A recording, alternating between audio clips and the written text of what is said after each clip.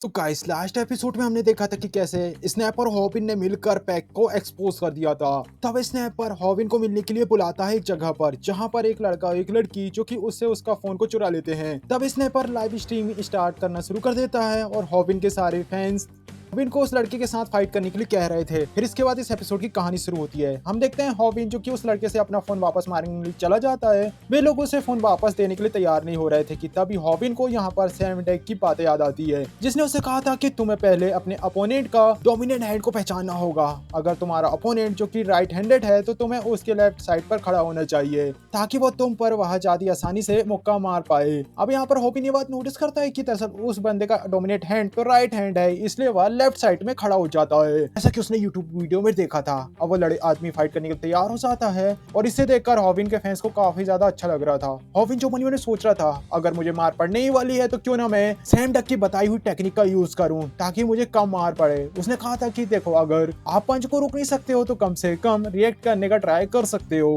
देखो जिनके पास martial art की ट्रेनिंग नहीं होती वे लोग इजीली अपने शोल्डर को ढीला छोड़ देते हैं और उसे काफी ज्यादा मूव करते हैं। फिर वह लड़का खड़े होकर हॉबिन को पंच जड़ने के लिए उठता है कि तभी हॉबिन सोचता है चलो ठीक है अब इसका सामना करते हैं, देखते हैं कि बिना हट हुए हम कैसे मार खा सकते हैं। और फिर सैम डक कहता है एक पंच बहुत ज्यादा तब पावरफुल हो जाता है जब वो अपने टारगेट तक पहुंच जाता है, लेकिन क्या हो अगर आप अपनी पोजीशन से मूव हो जाओ और वो पंच आपको कम हिट करे जब अपने पूरी पावर पर ना हो तो आपको इससे चोट नहीं आएगी। इससे हम ये भी कह सकते हैं कि दरअसल अगर चाबुक जो कि अपनी मूवमेंट करने से पहले ही आपको लग जाता है पंच तो पंच आपको ज्यादा हर्ट नहीं करेगा। वहीं स्नैपर जो सोच रहा था आखिरकार ये पागल कर क्या रहा है, ये मुक्के क्यों खा रहा है, ये जानबूझकर क्या अपने फेस पर मुक्का खा रहा है। तब हॉबिन जो मन में सोच रहा था इससे तो मुझे काफी कम दर्द हुआ है लेकिन आखिरकार अब मुझे क्या करना चाहिए। और तब आदमी कहता है ये लड़का है कैसा, आखिर क्या मैं इसकी जान ले लूं। और फिर वापस से वो उसके ऊपर अटैक करना शुरू कर देता है, पर इस बार हॉबिन तो उसके पंच को डॉज कर ही देता है। और सैम डेक जो उससे कहता है क्या एक नॉर्मल इंसान के लिए हर एक पंच पर रिएक्ट करना काफी ज्यादा डिफिकल्ट होता है, पर आपका अपोनेंट जो कि रेगुलर पर्सन हो तो वो भी किसी मूविंग पर्सन पर आसानी से पंच नहीं मार पाएगा, इसलिए आपको हमेशा वेविंग करते रहना होगा। जब वो आपको दोनों साइड से पंच नहीं मार पाएगा तो वेविंग स्टार्ट हो जाएगी। एक नॉर्मल पर्सन जो कि उस पंच को हेड पर लेना चाहता है, वहीं एक दूसरा नॉर्मल पर्सन जो कि अपने पंचेस को दूसरे के हेड में मारना चाहता है। तो जरा सोचकर देखो कि क्या हो दोनों ही एक दूसरे से क्लैश करें तो आखिर क्या होगा। जैसे कि आप बार बार उसके मुक्के को अपने हेड पे मारने की कोशिश कर रहे हो, कुछ ऐसा सिनारियो होगा और आप फेल होते जाओगे। तब कहीं ना कहीं आपके अपोनेंट को ऐसा लगेगा कि आप पेशे से एक बॉक्सर है जिसके पास काफी अच्छी वेविंग टेक्निक है।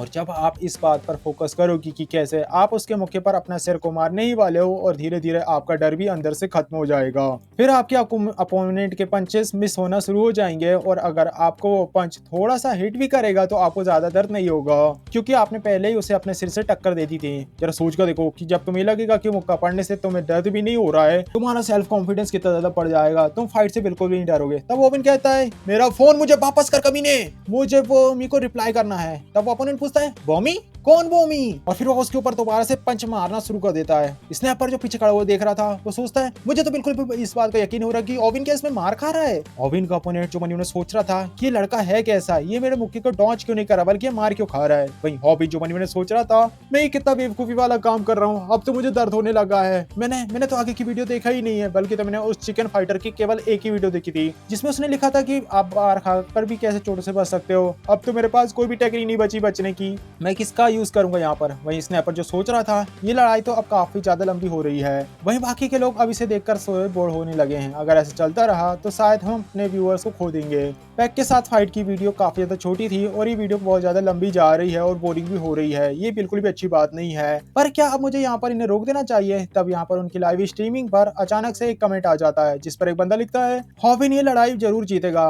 वो से कहता है ये तो उसी बूढ़े आदमी का कमेंट है जिसे किम के बारे में पता था, पर मुझे तो ये बिल्कुल भी नहीं लगता कि हॉबिन शायद इस फाइट में जीत पाएगा क्योंकि वह काफी सारे मुक्के को खा रहा है। हम देख पा रहे थे कि दरअसल लाइव स्ट्रीमिंग के कमेंट में भी यही बातें चलना शुरू हो जाती है। तब वो जो ओल्ड मैन था वो कहता है तुम सारे लोग अकल से पैदल हो, बेवकूफ है, जरा क्या तुम ध्यान से देख नहीं सकते हो। वो फाइटर की आंख फूल चुके हैं और अब उससे जोश में, हालांकि उसे इस बात का एहसास नहीं हो रहा है कि उसके हाथों में कोई दिक्कत की बात है। और जब बार बार एक पंचिंग बैग पर मुक्का मारते हुए नॉर्मल इंसान मारता है तो आपके हाथ में शिवलिंग आ जाती है और उस आदमी ने भी बार बार उस लड़के के सिर पर मारा है और जैसे ही वह उसका अंदर का जोश खत्म होगा वैसे ही उसे बहुत जोर से दर्द होना शुरू हो जाएगा। कि तभी हम देखते हैं जैसा उस बूढ़ा आदमी कह रहा था ठीक वैसे ही होता है, उस लड़के के हाथ में दर्द होना शुरू हो जाता है। ओविन इस फाइट को जीत जाता है और उसे उसका फोन वापस भी मिल जाता है। वहीं स्नैपर जो मनी ने सोच रहा था, मुझे लगता है अब तो मैं तुम्हारे हॉस्पिटल का बिल इस वीडियो के रेवेन्यू में से ज्यादा आने वाला है, पर ये काफी अच्छी इन्वेस्टमेंट होने वाली है। दरअसल इसके बदले में हमें काफी सारे फैंस और व्यूअर्स मिले हुए हैं। गोयल ये सब देखकर काफी ज्यादा खुश हो रही होती है हॉविन की परफॉर्मेंस को देखकर। हॉविन कहता है कि हमारे वायरल यूट्यूब चैनल पर 4 वीडियोस हो चुकी हैं। इस वीक के व्यूज मिलियंस के ऊपर पहुंच चुके हैं, यानी कि व्यूज वायरल हो चुके हैं। और अगर मैं टोटल व्यूज की बात करूं तो इस टाइम पर 25 मिलियन व्यूज कंप्लीट हो चुके हैं। और अब हमें आखिरकार अपनी पहली पेमेंट मिलने ही वाली है, और वो मिल चुकी है, जो कि 2 मिलियन यन थी। इसे देखकर हॉविन और स्नैपर काफी ज्यादा ही खुश थे। तब हॉविन कहता है 0.1 यन, पर व्यूज के हिसाब से तो ये काफी कम है। जहाँ पर वो से कहता है कि हम इससे कुछ नहीं कर सकते, क्योंकि हमें अप्रूवल्स और ऐड लगाने में काफी टाइम लग गया है, और तो और वैसे भी हमारी फर्स्ट पेमेंट की अकॉर्डिंग ये एक काफी अच्छी अमाउंट है। हॉविन कहता है मुझे तो लगा था कि व्यूज डायरेक्टली मनी में कन्वर्ट हो जाते हैं, मैं ये बात नहीं जानता था कि दरअसल एड्स के कारण हमें रेवेन्यू मिलता है। वो से कहता है कि मैंने तुझे यार कितनी बार बताया, पर तेरे दिमाग की बात घुसती ही नहीं है, इसलिए बस तुम यही बात ध्यान रखो कि पर व्यू के अकॉर्डिंग बस 0.1 यन ही तुम्हें मिलेंगे। हॉविन ऐसे कहता है अच्छा, इसका मतलब ये है कि हमें बस वीडियोस को स्ट्रीमिंग करते रहना होगा, जैसे कि कोई सेंसेशन या वायलेंट जैसा पर्सन हो। यूट्यूब काफी ज्यादा डीप है, और इस समय पर हम काफी ज्यादा लकी हैं कि हमें येलो मार्क नहीं मिला हुआ है। दरअसल यूट्यूब में एक सेंसरशिप सिस्टम भी होती है। जब आपको येलो मार्क मिल जाता है, यानी येलो डॉलर, तो आपके वीडियोस की कोई भी अमाउंट आपको नहीं मिलता, और इसी से ही सारे यूट्यूबर्स को काफी ज्यादा डर लगता है। ये चीजें कभी कभी ज्यादा एग्रेसिव या फिर वायलेंट कंटेंट को दिखाने से होता है। और फिर उन्हें वहां पर एक रूम में दिखाई होती है रियूमी, जो लाइव स्ट्रीम कर रही थी, और जैसे ही वो वहां पर ऑविन को देखती है, वो भागते हुए उसके साथ स्ट्रीम करने के लिए उसके पीछे भागना शुरू कर देती है। तब स्नैपर हॉविन को पकड़कर वहां से भागना शुरू कर देता है, और कहता है अच्छा हुआ हम उस पागल सी लड़की से बच गए, वरना वो हमारे व्यूअर्स को चुरा लेती। अब हॉविन यहाँ पर एक ट्रैक सूट को देख रहा था जो उसे काफी ज्यादा पसंद आ रहा था। वो सोचता है ये सच में कितना ज्यादा कमाल का है, ये पक्का 30 या 40 हजार का होगा, और अब मेरे पास जब पेमेंट आ चुकी है तो शायद मुझे इसे खरीद लेना चाहिए। पर तभी वो ये बात नोटिस करता है कि दरअसल वो ट्रैक सूट जो कि 140 हजार यन का था। हॉविन यहाँ पर उसे कहता है कि इतने पैसे में तो मैं बिल्कुल भी इसे खरीद नहीं सकता, इसके जैसे सिमिलर 100 सूट खरीद सकता हूँ। 140 हजार तो स्नैपर की सैलरी ही है, आखिरकार ऐसी चीजें कौन ही खरीदेगा। फिर वो ये बात नोटिस करता है कि दरअसल स्नैपर जो कि उस ट्रैक सूट को खरीद ही लेता है। जो मन में सोच रहा था क्या ये मजाक है, ये तो उसकी पूरे महीने की सैलरी थी। उससे कहता है कि क्या तुम इसे खरीदने वाले नहीं हो, ये तो बेसिक आइटम है, कम से कम तुम्हारे पास तो एक ऐसे ही होनी ही चाहिए। अब हॉविन को यहाँ पर लगता है, कहता है मुझे तो यकीन नहीं हो रहा कि इसके लिए तो एक बेसिक सी चीज है। ओह, मुझे अब पता चल रहा है कि चाहे मेरे पास 2 मिलियन यन ही क्यों ना हो, पर केवल रिच लोगों को ही ये बात पता है कि आखिर पैसों को अच्छे कैसे खर्चा जाता है। इस बार मैं चीजों को नहीं खरीद रहा हूँ, और तब उसे यहाँ पर वॉमी का मैसेज आ जाता है। फिर हम देख पा रहे थे कि दरअसल उसने वो ट्रैक सूट खरीद लिया था। जो मन में सोच रहा था कि मुझे तो इस बात का यकीन हो रहा कि मैंने सच में इसे खरीद लिया है, मुझे ये खरीदना ही पड़ा, और आखिरकार हम लोग यहाँ पर आखिर क्यों मिल रहे हैं, आखिर यहाँ पर तो केवल कपल्स ही मिलते ना। मुझे काफी ज्यादा नर्वसनेस फील हो रही है, चलो देख क्यों ना लाइव स्ट्रीम किया जाए। और फिर वो वहाँ पर लाइव स्ट्रीम करना शुरू कर देता है। फिर आसपास के लोग यहाँ पर उससे कह रहे थे ये तो वही बंदा है ना जो सबसे मार खाता है, जो पैसों के लिए फाइट करता है। मुझे तो इस बात का यकीन नहीं हो रहा था कि इसने पैसों के लिए अपनी ही क्लासमेट को एक्सपोज कर दिया। फिर हॉविन यहाँ पर इस सारी बातों को सुनकर काफी ज्यादा निराश होने लगता है, पर उसके फैंस जो कि उसे चेयर कर रहे थे, फिर वो अपने फैंस को इसके लिए थैंक्स कहता है कि वे लोग उसका हौसला बढ़ा रहे हैं। तभी एक लड़की जो उसके पास सेल्फी लेने के लिए आती है, पर तभी वो ये बात नोटिस करता है कि दरअसल वो उसके पास नहीं बल्कि उसके पास खड़े हुए एक यूट्यूबर्स के पास जा रही है। वो ये बात नोटिस सुन करके और भी ज्यादा निराश होना शुरू हो जाता है। तब वो लड़का उससे कहता है मेरा नाम जीवन है और मैं एक यूट्यूबर हूँ, तुम काफी ज्यादा खूबसूरत हो, क्या मैं तुम्हारे साथ कुछ टाइम स्पेंड कर सकता हूँ। वोमिन यहाँ पर उससे साफ मना कर देती है। जीवन उससे कहता है क्या तुम यहाँ पर अपने बॉयफ्रेंड से मिलने के लिए आई हो, जहाँ पर वो उससे कहती है कि मैं यहाँ पर हॉविन से मिलने के लिए आई हूँ। और वो ये देखती है कि दरअसल उसके और हॉविन ने सेम से ही कपड़े पहने हुए थे। फिर हमें यहाँ पर एक फ्लैशबैक दिखाया जाता है, जहाँ पर हम देख पा रहे थे कि वो हॉविन हमें बताता है कि कैसे हॉविन हमेशा ही फेमस बच्चों से उसे जलन होती थी। वो हमेशा ही शौक और डरपोक था, और तो और स्टडी और स्पोर्ट में बिल्कुल भी अच्छा नहीं था। ना ही वह अमीर था, यानी उसके पास कुछ भी ऐसा नहीं था जिसके कारण उसे अपने आप में गर्व फील हो। उसे हमेशा अपने आप से शर्म आती थी। वो चाहता था कि पैक जितना अच्छा फाइटर बन पाए, लेकिन वह वैसा भी नहीं कर पाया। स्कूल, सोसाइटी, सब ने मुझे इग्नोर कर दिया।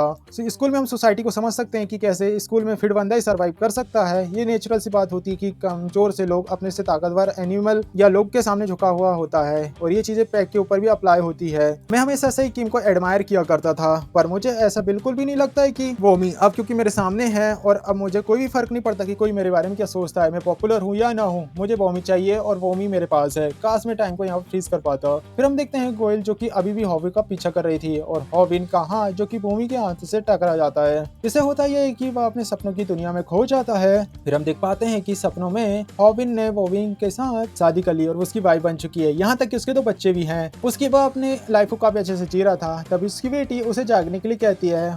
तब हॉबिन की आंख खुलती है और कहता है कि मैं सपना देख रहा था, जहाँ पर वोविन उससे कहती है कि तुम कहाँ खो गए। जहाँ पर हॉबिन कहता है कि मैं बस थोड़ा कम बात करता हूँ, जिससे वोविन यहाँ पर थोड़ा निराश हो जाती है। जो हॉबिन सोचता है क्या मैंने यहाँ पर कुछ गलत बातें कह दी। मुझे तो इस बात में यकीन नहीं आ रहा था कि क्या मैं इसके साथ हाथ टच करने से ही सपने में चला गया। मैं कितना ज्यादा अनपढ़ और गवार जैसी हरकतें कर रहा हूँ। मुझे लगता है कि शायद अभी मुझसे बोर हो रही है। फिर तब एक लड़का कहता है कि मुझे तो उस लड़की के लिए काफी बेकार लग रहा है, क्योंकि लड़कियों को हमेशा छोटी हाइट वाली लड़के बिल्कुल भी पसंद नहीं होते। लेकिन यहाँ पर चल क्या रहा है। जहाँ पर हॉबिन सोचता है मुझे लगा ही था कि ये होगा, क्योंकि फिर वो अपनी जैकेट को खोलकर कहता है चलो देखो अब हम लोग यहाँ पर मैचिंग बिल्कुल भी नहीं कर रहे हैं। थोड़ी देर बाद मम्मी उससे कहती है ये स्ट्रॉबेरी डेजर्ट तो ना पूरे सोशल मीडिया में काफी ज्यादा फेमस है। मुझे काफी ज्यादा खुशी हो रही है कि आखिरकार मुझे ये खाने को मिला। हॉबिन कहता है अच्छा तो ये बात है, मुझे तो इसके बारे में तो कुछ भी पता नहीं था यार। फिर वो उससे पूछता है आखिर इसके बाद तुम कहाँ जाना चाहोगे और आखिरकार तुम्हारी हॉबीज क्या है, तुम क्या क्या चीजें पसंद है। हॉबिन कहता है यार मुझे ज्यादा कुछ तो पसंद नहीं है। और इस बात से भूमिन उदास हो जाती है, जो कहती है अच्छा तो तुम अपने फ्री टाइम में मजे के लिए क्या करते हो। जहाँ पर हॉबिन कहता है मैं तो हमेशा मजे करता कहाँ हूँ। जहाँ पर वोविन कहती है चलो यहाँ से चलते हैं, मैं तुम्हें बाहर के लिए इसलिए पूछा था क्योंकि मुझे लगा था कि शायद तुम्हारे साथ मजा आएगा।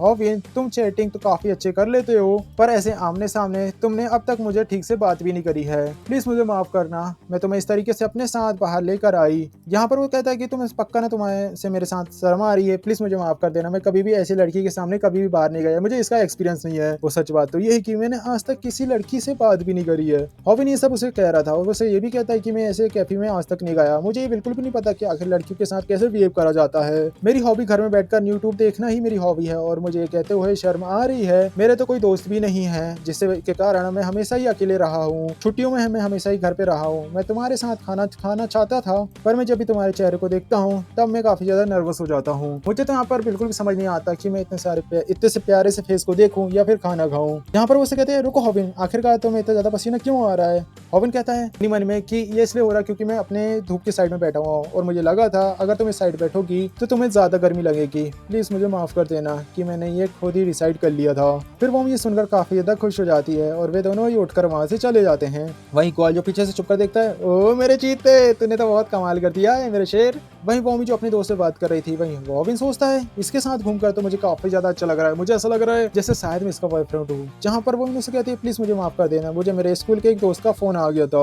हम दोनों काफी अच्छे क्लोज थे, पर बहुत टाइम से हम दोनों एक दूसरे से मिल नहीं पा रहे थे। पर हम दोनों अब इस टाइम पर एक ही एरिया में हैं। जहाँ पर वो कहता है क्या तुम्हारा दोस्त भी स्टोरी डेज खाने के लिए आया था। वो भी यहाँ पर हाँ कहती है और हॉबिन जो मन में सोच रहा है वो भी तो वो स्टोरी डेजर्ट खाते हुए कितनी अच्छी लग रही थी। मुझे तो अभी याद आया, दरअसल मेरा फ्रेंड तो तुम्हारे स्कूल जाता है जिसका नाम किम है। और ये बात सुनकर हॉबिन एकदम हैरान हो जाता है और वही सोचता है क्या वो सच में एमएमए की दुनिया का राइजन स्टार किम है। उसके पास तो वो सब कुछ है जो कि एक सपना होता है, उससे तो मैं बात भी नहीं कर सकता। और वोविन की उसके साथ दोस्ती है और हॉबिन फिर से सपना देखना शुरू हो जाता है, जहाँ पर वो इस बार देखता है कि दरअसल किम की शादी वोविन से हुई है और उनके बच्चे हैं। और वोविन यहाँ पर हॉबिन की तरफ देखती है और कहती है आखिरकार ये है कौन हमारी लाइफ में। जहाँ पर वो कहता है लगता है ये कोई लूजर है जो ये चाहता है कि शायद उसके साथ एक ब्यूटीफुल लड़की हो जो ऐसा चाहता है। वोविन को वापस से होश में जाता है और वोविन उससे कहती है क्या तुम किम को जानते हो। जहाँ पर वोविन कहता है हाँ मैं जानता हूँ और हम लोग एक अच्छे दोस्त हैं। मैं ये बिल्कुल भी नहीं चाहता कि ये सोचे कि मैं एक लूजर ग्रुप का पार्ट हूँ। और तब वहाँ पर किम आ जाता है और ये किम को देखकर कहता है ये इसकी टाइम कितनी ज्यादा खराब है। मुझे आज लगता है कि अब शायद पूरा वक्त मेरा शुरू हो चुका है और अब मेरे साथ कुछ भी अच्छा नहीं होगा। वो किम से कहती है मुझे तो बिल्कुल भी यकीन नहीं हो रहा कि हम लोग आखिरकार मिल ही गए।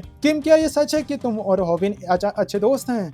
क्या अच्छे दोस्त ये और मैं। और इस सस्पेंस के साथ ये एपिसोड यहाँ पर खत्म हो जाता है। गाइस अब नेक्स्ट एपिसोड में क्या होगा, क्या फिर यहाँ पर किम हॉबिन की सच्चाई हॉबिन को बता दे, लड़की को बता देगा और आखिर वह इसे कैसे फेस करेगा, ये तो हमें नेक्स्ट एपिसोड में ही पता चलेगा। अगर आप उसे देखना चाहते हो तो क्लिक करके उसे देख सकते हो। ये अच्छा लगा प्लीज वीडियो को लाइक कर चैनल सब्सक्राइब करना, क्योंकि मुझे अभी आपकी सपोर्ट की बहुत ज्यादा जरूरत है। इस चैनल में काफी ज्यादा मेहनत कर रहा हूँ। तो गाइस मिलते हैं नेक्स्ट वीडियो में, तब तक के लिए बाय।